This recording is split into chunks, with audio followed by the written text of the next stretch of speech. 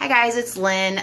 We're going to do some arc length problems now, which you will always run into pretty early in a trig class. So I'm going to show you how the basics of dealing with one of these, okay? So first of all, I always like to give you keywords to look for in your problem to kind of tip you off what kind of problem you're dealing with. So the keywords in any problem that deal with arc length are obviously going to be anytime you see the word arc and mixed in there somehow the word length. So those are your trigger words that say, oh, arc length, okay? If I see those two words and they're not necessarily right next to each other, they're somewhere in the sentence, in the problem, it's talking about the length of an arc somehow. Whenever you see those two words in a combination together, you're using this formula, S equals R theta, where S is the actual arc length, R is the radius of a circle, and theta is the central angle of a circle. Make sure you always remember that theta in this formula is always in radians. Always in radians. That's the big thing you have to remember, okay? So S equals R theta, theta is always in radians. So for example, I just have written up kind of paraphrasing of a problem you might see. It'll say something like, find the length of an arc subtending central angle theta that equals 45 degrees in a circle with a diameter of 20 meters. So this is an example. So first of all, if you're looking at this problem on a quiz or a test, you don't have any other guide as to where to start, you have to identify those keywords. Arc, length. So those two words are your tip-off. We're going to use this formula. So we have S equals R theta. So what are you looking for? What is the question asking? It's saying find the length of an arc. So you're actually going to find S.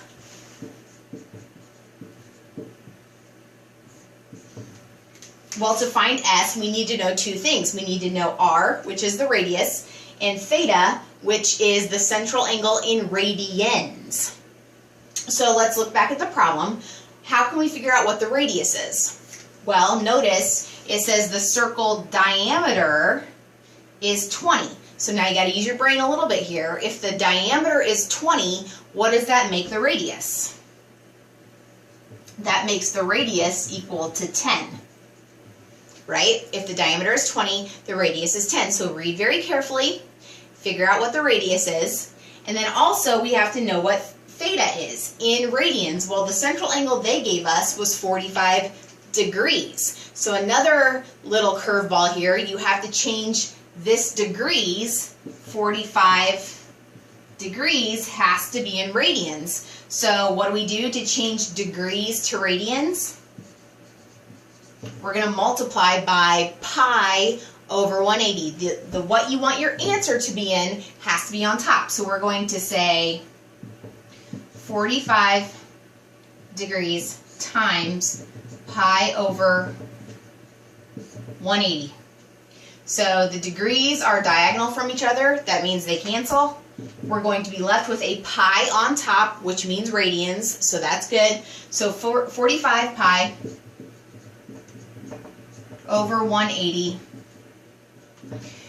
Reduce that down. That becomes 45 over 180 becomes 1/4.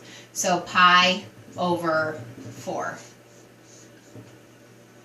Okay, now you'll get to a point in trig, hopefully, where you automatically know degrees to radians comes pretty quickly. 45 degrees should start to be automatic. Oh, that's pi over 4. So some of those common angles you'll get to know automatically, but for now you can always just convert using your conversion. Okay, so back to the original problem. We have this formula, S equals R theta. We're looking for S. We know that R is 10. We know that theta in radians is pi over 4. So when we do the math, we just multiply, we get 10 pi over 4, which will reduce to 5 pi over 2. Now that is an arc length. A length means meters is going to be the unit. So 5 pi over 2 meters.